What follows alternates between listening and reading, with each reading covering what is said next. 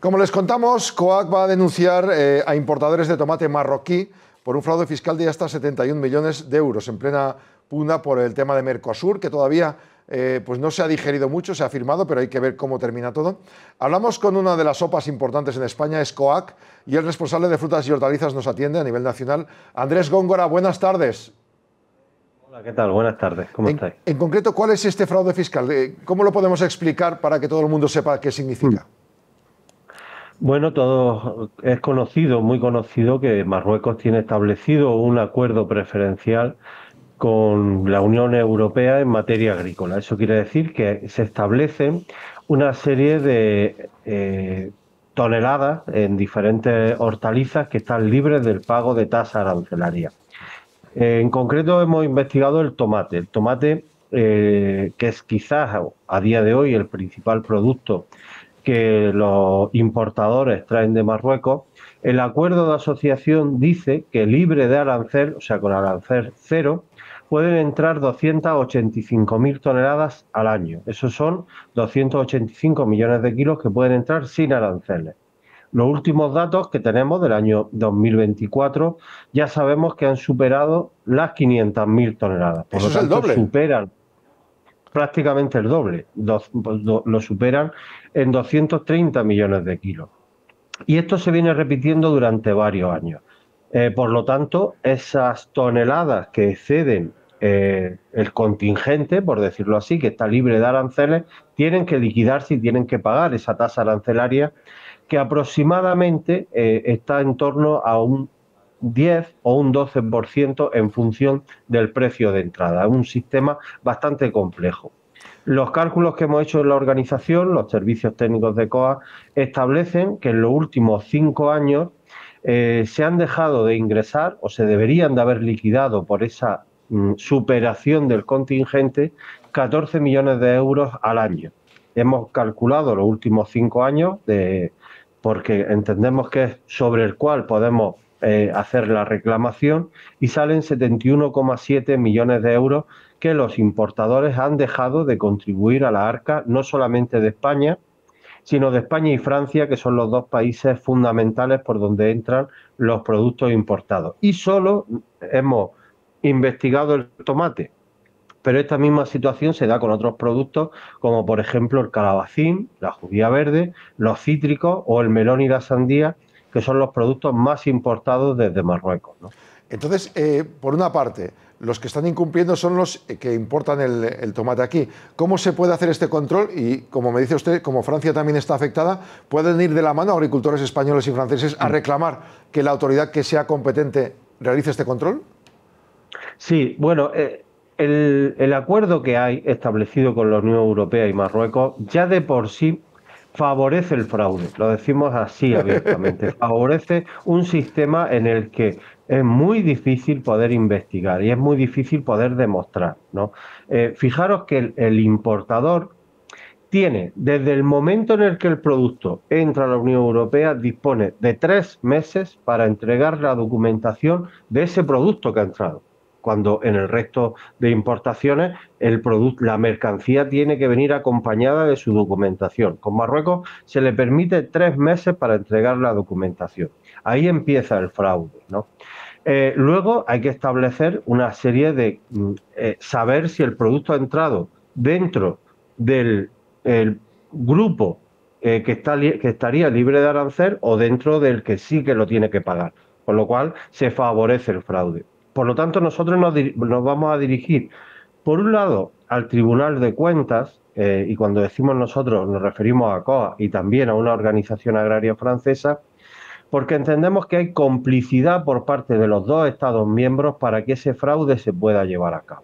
Lo decimos así de abiertamente para favorecer esas importaciones. Y luego, por otro lado, el Tribunal Superior de Justicia de la Unión Europea, que ya ha sentenciado que el acuerdo es ilegal por el tema sobre la soberanía del Sáhara y que creemos que aquí también hay un ámbito en el que se debe de aplicar, ¿no? Por lo tanto, creemos que hay posibilidades y, como digo, no nos vamos a remitir solamente al tomate, sino que lo vamos a ampliar al resto de productos. Pero es verdad que este fraude es por una dejadez por parte de las administraciones de controlar las importaciones y a los importadores de productos de Marruecos en este caso, ¿no?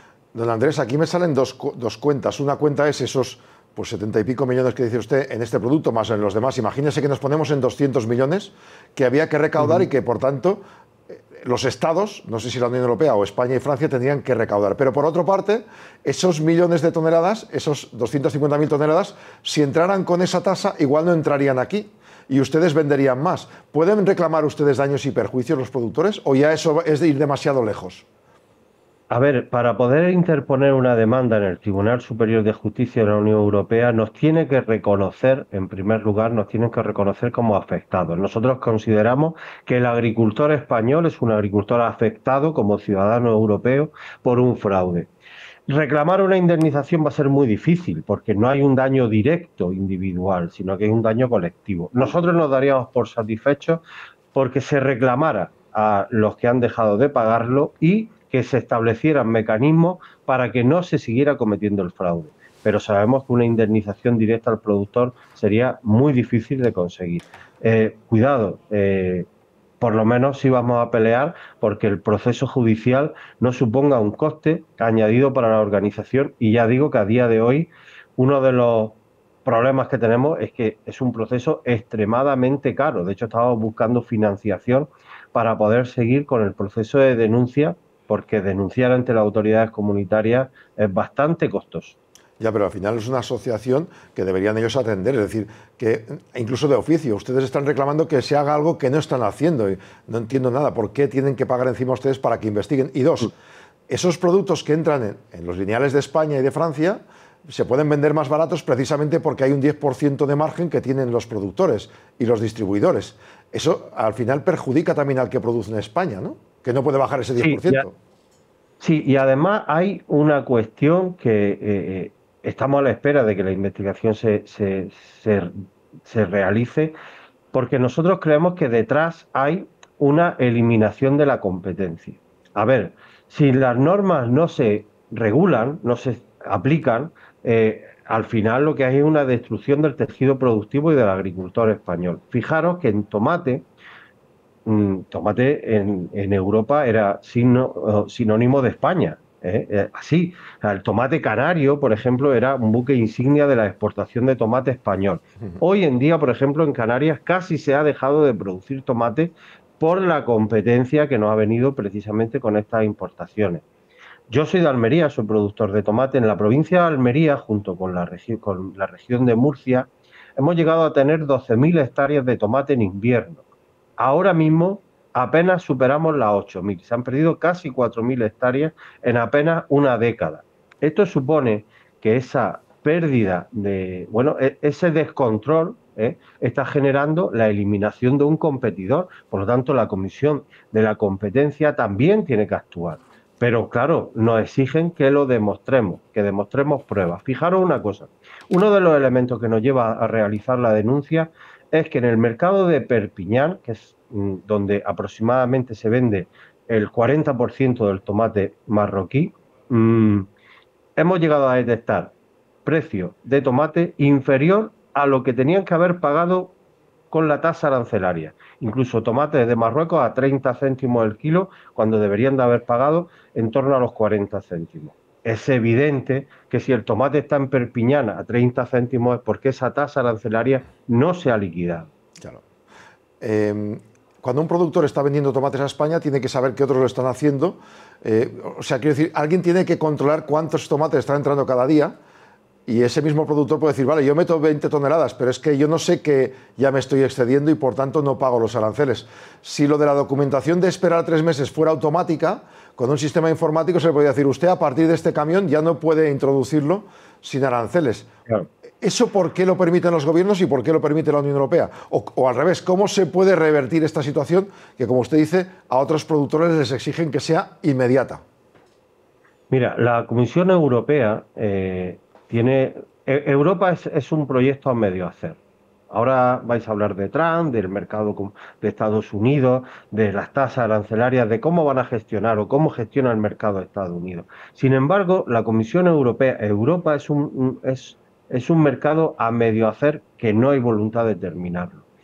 Fijaros lo que nos dice. La Comisión Europea, cada vez que hemos reclamado este asunto, nos dice que la competencia de firmar el acuerdo con Marruecos, con Turquía o con un tercer país, recae en la Unión Europea. Pero el control de las fronteras y el control del pago de las tasas arancelarias recae en los Estados miembros. Hombre, no parece lógico que si es Bruselas quien firma el acuerdo, luego nos digas que es el Estado miembro quien tiene que vigilarlo. ¿Los Estados miembros qué nos dicen? Pues que los importadores, en función de la presión que se ejerce en cada frontera, deciden por qué puerto entran. Si España presiona mucho con sus fronteras, se van a Francia. Si Francia presiona, nos vamos a Holanda. Y entonces, claro, nadie quiere ejercer una presión en frontera para que hagan cumplir unos acuerdos que los estados no han firmado, que ha firmado Bruselas, ¿no? Eso le iba a decir, que pueden escapar de país y colarlo por otros, pero además los terceros países que usted me citaba, he citado antes de tapadillo, o así de abuela pluma, Mercosur, que está afectando a muchos, va a afectar, dicen, a muchos productores. Esto puede ocurrir con muchos otros terceros países de la Unión Europea, es decir, Mercosur, Argelia. Al final resulta que estamos dejando muchos impuestos de cobrar de gente que tendría que pagarlos. Sí, y además que nadie se lleve al engaño de pensar que estamos hablando de unos pequeños agricultores, ni que se piense nadie que estamos en contra del modelo de crecimiento o desarrollo de países como Marruecos. El acuerdo con Marruecos solo ha beneficiado a fondos de inversión europeos que se han ido allí a producir. El pequeño agricultor no tiene acceso al mercado internacional. El que accede al mercado internacional son las corporaciones agroalimentarias que se van a ir a producir. Eso es lo mismo que va a pasar con Mercosur. No van a ser los campesinos sudamericanos los que acceden al mercado de la Unión Europea. Van a ser las grandes corporaciones las que se van a poder instalar con vías de comercio con Europa. Por lo tanto, no es cierto que esos acuerdos con terceros países sirva para superar la pobreza o eliminar la marginalidad de las zonas rurales, sino todo lo contrario. Las condena a estar en manos de esas grandes empresas que, como ven una oportunidad de negocio, allá que van a aprovecharse de ella. Pues nos queda bastante claro y sobre todo tememos que raspando un poquito podemos sacar muchos casos más, así que seguramente le llamaremos en más ocasiones a usted y a otros amigos de las sopas que estáis luchando para defender nuestro campo, nuestro producto y también nuestra sanidad, porque al final comer sano y comer bueno es lo que buscamos todos al precio razonable. Andrés Góngora, responsable de frutas y hortalizas de COAC, gracias por atendernos y mucha suerte. Muchas gracias a vosotros, un fuerte abrazo.